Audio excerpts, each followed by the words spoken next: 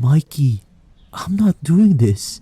It's too dangerous, I said, stamping my foot in the thin layer of snow coating the frozen ground beneath us. Oh, quit being such a wuss. We'll be fine, he proclaimed, tugging my arm. No, Mikey, stop it, I wailed, collapsing to the ground dramatically. I knew he wouldn't keep trying to drag my dead weight. Fine. If you won't go with me, I'll just have to do it myself.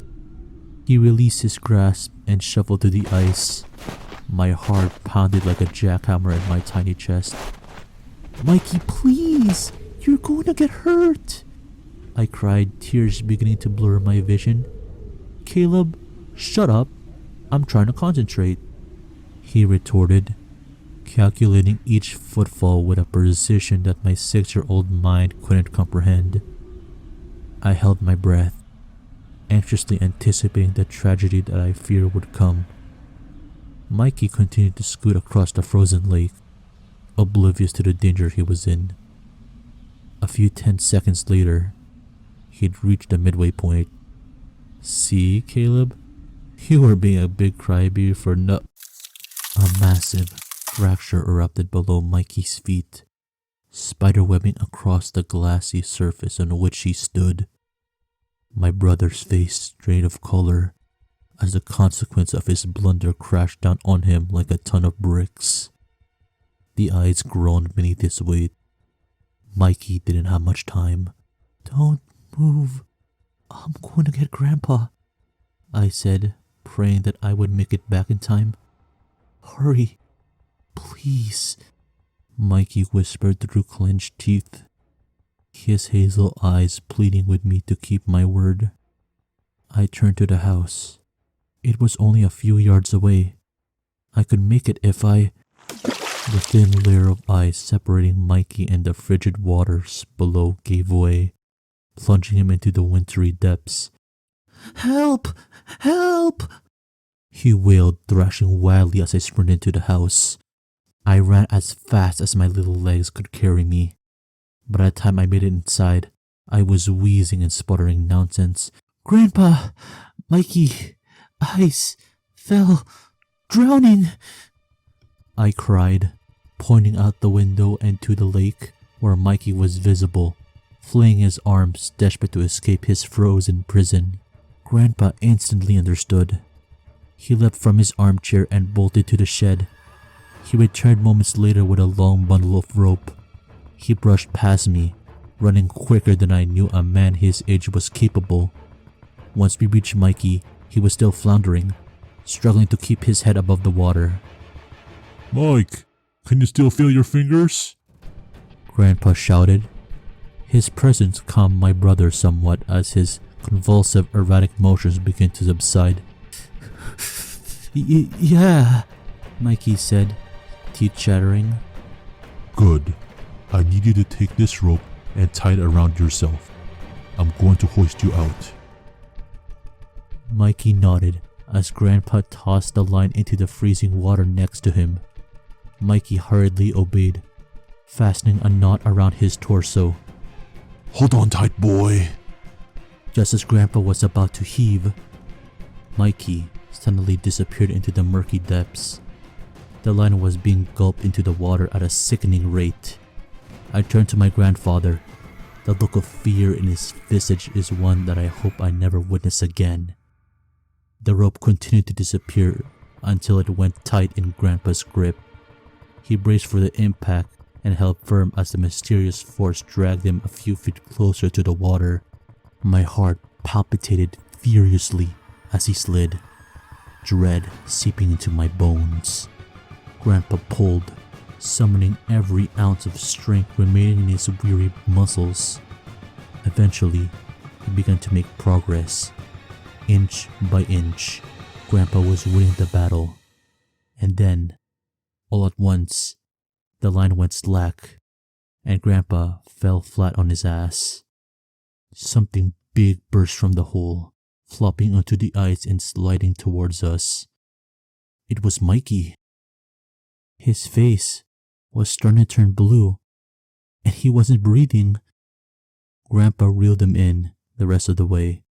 He began CPR, laying my brother on the sturdy snow-covered ground and starting chest compressions. Blood thumped in my ears, and tears began streaming down my rosy cheeks. I was certain that Mikey was dead. A few dozen abdominal thrusts later, and Mikey coughed up water, returning to life as he frantically gasped for air. Gradually, the color began to return to his face. I breathed a sigh of relief and threw my arms around his soaking body. "Don't you ever do that again! I thought you died!" I sobbed, clutching him in a vice grip. He didn't return my embrace. Mikey? What I saw once I pulled away chilled me to my core. My brother sat motionless, staring at me with vacant eyes. He didn't so much as twitch from the cold. His dead, emotionless face sent panic rippling through me. "What's wrong with him, Grandpa?" I don't know, he said as he scooped Mikey into a fireman's carry. but we need to get him out of the elements. Once we get inside, I need you to dial 911, okay? I nodded diligently, following behind him. The paramedics arrived shortly after I called. They treated Mikey for mild hypothermia on the way to the hospital.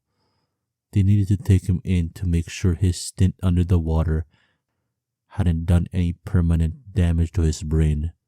I was a bundle of nerves the whole way to the emergency room. Grandpa had gone with Mikey in the ambulance, so I rode with Grandma to meet them.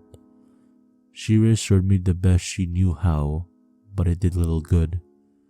My mind was a jumbled mess of thoughts and emotions. Why didn't he just listen to me? What was he thinking? What pulled him under for so long? And the one that really stuck with me, was this my fault? I should have tried harder to stop him. Guilt gnawed at me like piranhas devouring a slab of meat. I wasn't really to blame. Was I? I tried to cram the notion to the furthest compartment of my brain as we pulled into the parking lot. We signed in at the front desk, and a few painstaking minutes later, we were reunited with Mikey and Grandpa. Mikey gazed at nothing in particular, his glassy eyes staring at the empty cream-colored wall. I tentatively approached him. I slowly reached toward him, terror stabbing through my chest like a butcher knife. Sweat pulled above my brow as my fingertips grazed his arm. Mikey suddenly snapped toward me, snatching my wrist with intensity that no 9-year-old should possess. I froze in shock. Mikey's grip was ice cold, searing my skin with his touch. And those eyes, his pupil bored straight into mine. The loathing, hatred behind them sent chills undulating down my spine. I was stuck there. I couldn't move. I couldn't scream. I couldn't even look to my grandparents for help. The world melted away, leaving the two of us alone in a nauseating staring match. Caleb? Caleb! I was pulled back to reality by Grandpa's worried voice. He lightly shook my shoulders. "Oh, yeah. Sorry, Grandpa." "I need you to scoot over, buddy. Dr. Kent here needs to run some tests on Mikey." I obliged, joining Grandma. I glanced at Mikey, failing to meet his gaze. He'd returned to fixating on nothing, staring straight ahead at the featureless, nondescript wall. After sufficiently poking and prodding my brother, the doctor returned to us. His physical reaction seemed normal enough. However, it does concern me that he isn't speaking or responding to stimuli. There may be some permanent damage, but we'll need to do a CAT scan to be sure. My grandparents grimly locked eyes. Grandpa nodded to Dr. Kent. "Okay, do it." Mikey had to stay in the ER until the early hours of the morning. All the while, he didn't utter so much as a cough. The medical staff performed a myriad of different tests on him, which seemingly all reached the same conclusion. My brother was fine. Finding nothing out of the ordinary, Mikey was discharged. Dr. Kent instructed Grandpa to take him to his personal physician if the odd behavior continued, and explained that there was nothing else he could do. He thanked him, and we left, tired and frustrated by the lack of results. We finally arrived home at 4 in the morning, nodding off and ready for some much-needed rest. Well, everyone except for Mikey. The same fish-eyed expression was pasted on his face. I shuddered just looking at him. I was almost disappointed when the doctors didn't find anything. If they had, at least we'd know why Mikey was acting this way. Instead, we were left with no explanation, no signs of improvement, and no answers. I passed out the moment my head hit the pillow. My sleep-addled brain had been working in overdrive for the entire evening, and I was pooped. Grandma tucked me in, wishing me sweet dreams. As the door creaked shut and my vision faded to black, Mikey faced the wall opposite me in the fetal position. The thought that he might actually get some much-needed sleep comforted me, and I was lulled into a peaceful slumber. I awoke with a start in the middle of the night. My heart was racing, and my pajamas were drenched in sweat. My eyes frantically darted from side to side as they adjusted to the darkness. I attempted to lift my arm, but I was frozen. I couldn't move a muscle. I panicked. I tried to kick, to flail, to scream, anything. But it was all futile. There was no doubt about it. I had sleep paralysis. Just when I was thinking that I should shut my eyes and try to nod off, I heard it. A shuffling noise from across the room. My blood turned to ice, and I slowed my breathing, listening intently. I waited, my mind running wild with possibilities. And then I heard it again. But this time, it was closer. Much closer. Tears welled in the corner of my eyes as terror surged through me. Slowly, a shape began to emerge in my field of vision, a humanoid shape. Mikey's face gradually slid into view. He hovered inches above me, his wide, unblinking eyes staring hungrily at my motionless form. I could feel his hot, musty breath wafting into my nostrils as I staved off the urge to vomit. He stayed there for what felt like ages, immobile and unwavering, those cold, dead eyes boring to my psyche and rooting themselves in my nightmares. Out of nowhere, Mikey began to lean in closer until he was directly next to my ear. What he whispered still gives me chills to this day. Please, help me. It wants my soul. Mikey then disappeared from view and scuttled back to his bed. My heart pounded so hard that I thought it was liable to leap from my chest at any given moment.